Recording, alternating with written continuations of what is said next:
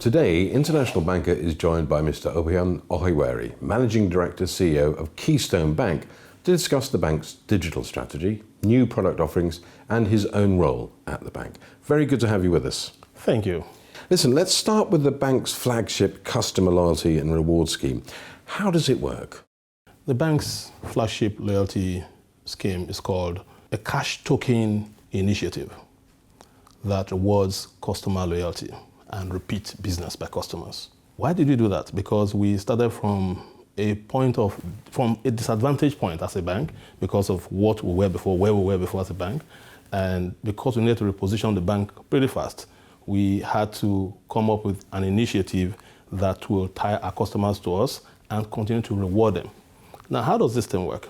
If you activate your accounts, a dormant account for instance, and conduct certain number of transactions, you get a cash token from us. Now, this cash token during our weekly draws would enable you, okay? You could win between $15, okay, and $270,000 during the weekly draws. All right? Again, it's not only account reactivation. If you, for instance, also use our ATMs a certain number of times, it entitles you to a cash token. If you maintain certain balances in your account over a period, it entitles you to a cash token. It's a life-changing opportunity for our customers. Now, those who bank with us, the SMEs and the corporates that bank with us, also can sign on to this initiative such that they buy the cash tokens and gift them to their customers. I'll give you an example. Hilton Hotel. Instead of giving discounts, corporate discounts on accommodation, they just give you that cash token. All right?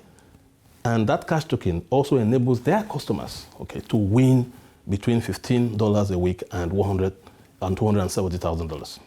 So the more people we have in the scheme, the better for everybody.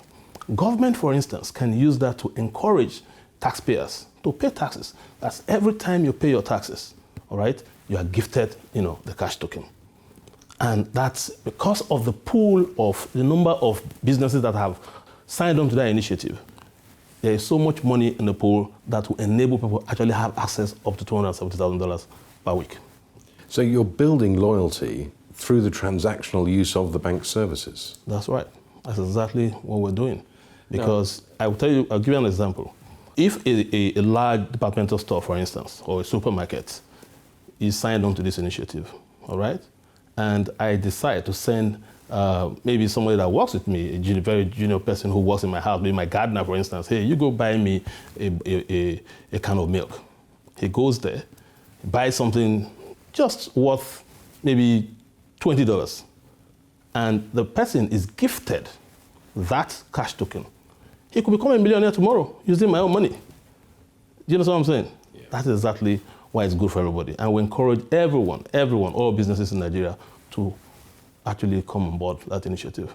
Now, in Q3 2017, the bank commenced a really extensive restructuring process aimed at achieving greater operational efficiency, process improvement, and also the realignment of skills and competencies to areas of best fit at both senior and middle management levels.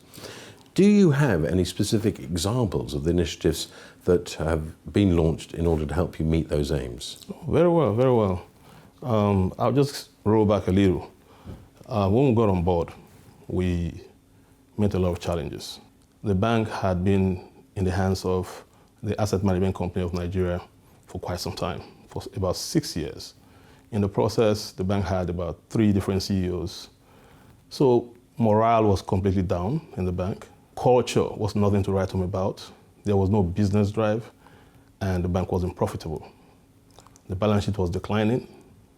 So it was a major issue for us. There was almost a total shutdown, by staff in terms of trying to make things happen, for the bank. So when we got there, our CEO, I got there in August, precisely August 15, 2017. The first thing was to go to, I call it the bush. We'll go to the bush. Not the bush precisely. We went on a retreat outside the office with the board and management. And there we agreed on the strategy forward.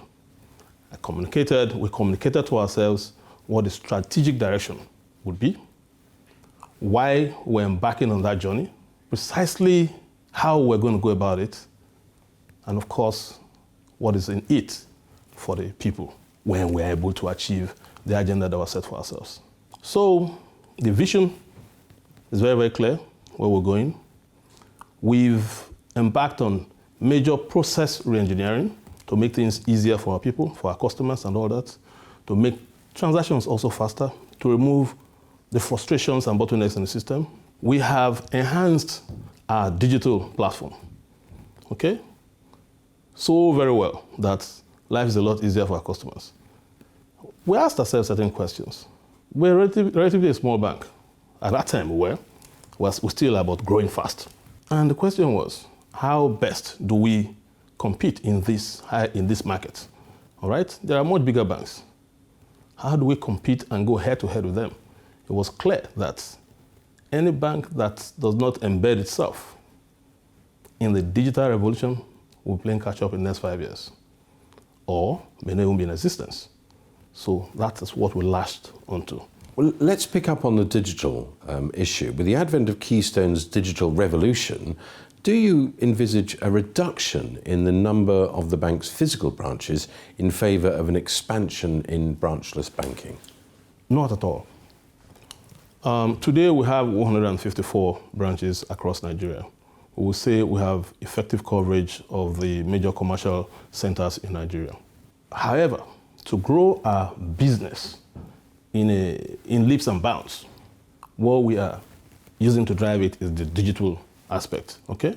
Our retail business will ride on the platform of the digital aspect of our business to grow in quantums. Now, another thing we have done is to introduce what we call the agency banking. Now, what's the agency banking about? There is a government parastatal called Nigerian Postal Services, all right, which has presence in almost every local government in Nigeria and so on. They've been in existence for several years. So we've gone into an alliance, okay, with them, such that in those remote locations where they are, where I would say banking, you have a lot of unbanked and underbanked people, all right, what we've done is that alliance will enable us, okay, get all those guys on board. Now, how do we do it? We use the staff of NIPOST, all right, they carry out the transactions, they pay and receive and other things, check lodgements and so on and so forth. They do everything in the offices using our machinery. You know what I'm saying? And in the process, all these businesses come onto our balance sheet. And we get to do this co-location with NIPOST at minimal cost. So today, what it will cost me to establish a brick and mortar location for one, all right, I will use that to establish 20 to 25 agency banking locations. And the business is deepening every day. And in fact, you're kind of dealing with two very separate kind of customer market segments, aren't you, through that approach? Yeah. Well, yes, the unbanked, the underbanked, and the complete retail business. Has the kind of digital strategy made it easier then for customers to open an account? Oh, very well, very, very well. Today, you can open an account with Keystone Bank from any part of the world, all right, using our mobile app, for instance, using our USSD platform, and then using our rapid account acquisition platform. It's so easy, in a few minutes, the accounts are opened. So that is really helping us because people have come to realize that Keystone Bank is actually bringing very convenient products for them, and they're using that to sign on. And one of those products is zero data banking, which apparently allows customers to transact using the bank's mobile app, even without data on their phones. That sounds like a particularly exciting innovation. How does it work? Do customers still get the full functionality of the app, even if they don't have data on their phone? You see, we're always thinking, and we try to make banking fun. We try to make life easier for our customers. I mentioned earlier that we now have access to the unbanked and underbanked in rural areas. Some of these people are people who may not necessarily have the wherewithal financially to always buy airtime and stuff like that. So that helps that segment very, very well. So even where they don't have data on their phones, they're still able, at least if you have a smartphone, you're still able to transact and, things go well for you.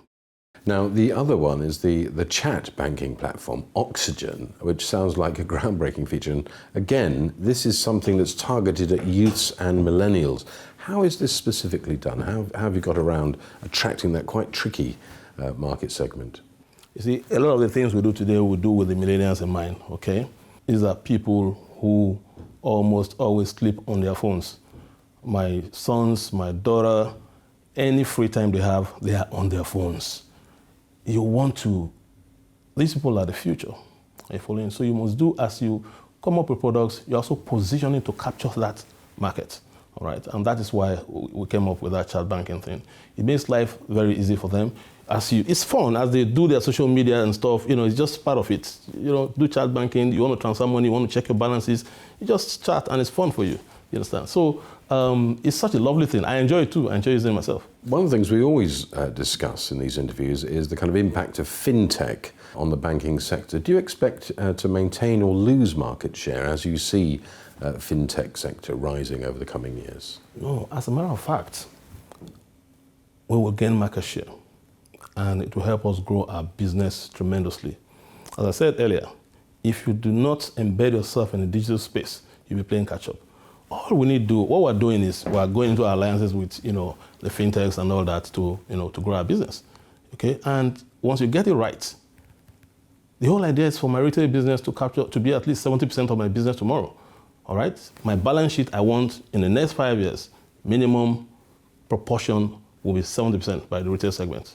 So the way to go is digital. So you've been Managing Director, Chief Executive Officer of Keystone Bank for almost a full year now. During this time, what do you consider to be your greatest achievement and what's your greatest challenge? Let me start with the challenge. The first was people, my people. I met a terribly demoralized team on ground. You had people who had not been promoted between 9 and 11 years. Same level for 9 and 11 years. Now, the bank was one time bigger than the most profitable bank in Nigeria today. And some of these people were the ones that actually made the bank grow at the time. So the challenge was how to now reignite the fire in these people and make them perform the wonders that they did before. So it was a major challenge for us. But I must say today, the people are making me proud. Things are happening, and they are beginning to see the rewards, also get the rewards for hard work. Now, in terms of achievements, the bank was making losses for 22 straight months. Deposit base was declining every day. But I'm proud to say, and I'm happy to say, with the collective efforts of my team, the management, the ESCO, and everybody, the board, the bank, the deposit base, for instance, has grown by over 50% in less than 10 months. The liquidity is very, very high. We have no issues with liquidity. And above all, the bank is back to month-on-month profitability. That is just awesome. From where you were to today, yes, exactly. That's a great achievement. Exactly. What's the biggest way in which your role at Keystone Bank differs from previous kind of banking leadership roles you've held? You were with First Ally Capital Limited and Access Bank Ghana Limited. Okay, I may rephrase that a little for you. In Access Bank Ghana, I was just a non-executive director. I was a group executive director in Access Bank. Okay, I was on the board of Access Bank Ghana. So because I didn't actually act in executive capacity, they're not directly comparable. However, let me talk about my experience at United Bank for Africa, Ghana, where I was the pioneer CEO. Okay? In Ghana, I obtained the license for the bank. That was in 2005. December 2004, and commenced operations in January 2005.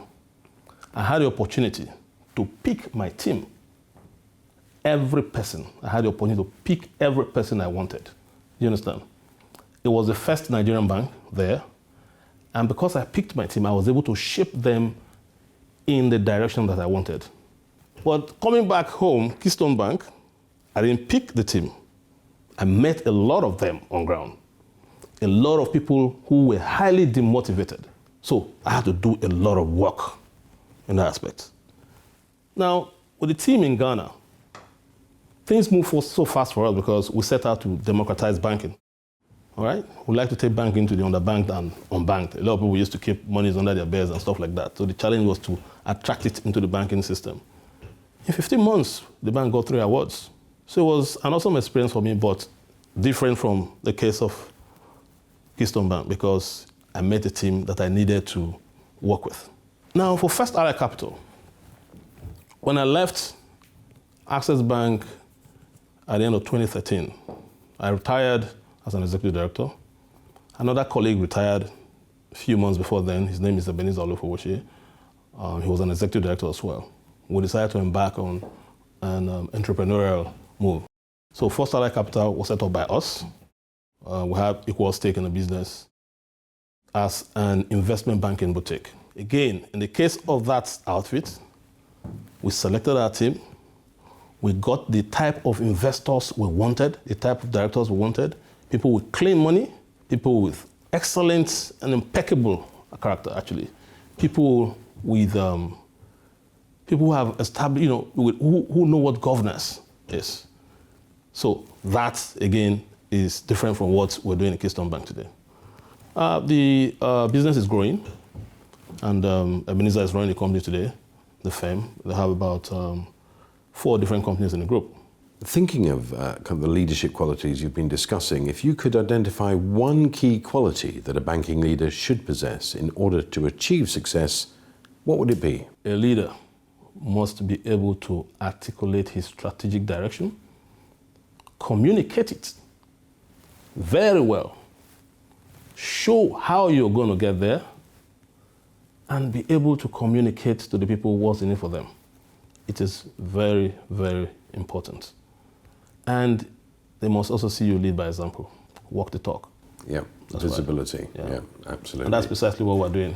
Now, as I understand it, there are no immediate plans for expansion into the West African sub-region as a major fallout of the bank's prolonged bridge bank status, which was the decision to divest in sub-region such as Keystone Bank, Sierra Leone, and Global Bank in Liberia.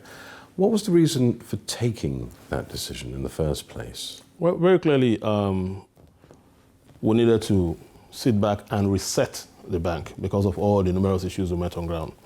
And resetting that bank meant, putting all the structures in place to make it grow in terms of balance sheet, in terms of cultural orientation. There were so many things to do. After doing all that, we needed to consolidate. And that's why we have to just go out of those countries. We can always go back anytime we want to do that, once the bank is firing at us on all cylinders. Yeah. Now, you've mentioned the loyalty scheme, you've mentioned attracting millennials, you've mentioned the partnership that gives you reach out to people who are kind of doing traditional banking. Where do you see the majority of Keystone's growth opportunities lying during the coming months and years? Is it retail, MSME, or corporate banking? Or perhaps another area? It's clearly going to be retail and MSME for us. The agenda is for us to have 70% at least of our total deposit base come from the retail and MSME. That ensures stability. Now, I believe one of your biggest aims is to deliver on the mandate for your investors of making Keystone a Tier 1 bank. And in your view, how far off are you from achieving this aim? When we got on board, I would say the bank was at the bottom of the ladder. But today, after 10 months, in terms of profitability, we're a Tier 2 bank. In terms of profitability. But in terms of balance sheet side, total assets, we're not there yet, okay? So if we could achieve that in 10 months, clearly, in all ramifications, we'll be a Tier 2 bank within 5 years, in all ramifications. If we achieve that, and given all the things we're doing today, which I cannot reveal to my competition, I have no doubt that in 10 years, we'll be a Tier 1 bank. Great goal to aim for. That's right. Best of luck doing that. Thank you so much. Thank you for your time today. Oh, really, thank you. You're most welcome.